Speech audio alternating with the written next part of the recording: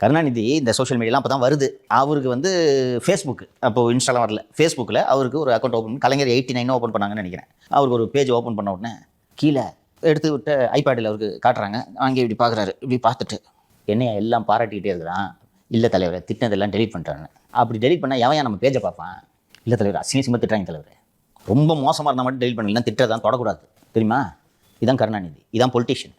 ஒரு சில ஆண்டுகளுக்கு முன்பு அவர் முதல்வராக இருந்த சமயத்தில் குஷ்புவை பற்றி ஒரு அட்டைப்பட கட்டுரை குமுதம் ரிப்போர்ட்டர் வாரம் இருமுறை இதழ் வெளியிட்டிருந்தது.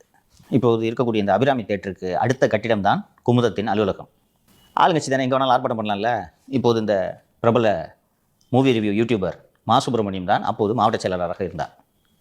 அவர் அந்த அங்கேருந்து ஒரு 200 மீட்டர் இருக்கும், கில்லிஸ் பிரிட்ஜுக்கு பக்கத்தில் டெய்லி ஆர்ப்பாட்டம் பண்ணுவார்.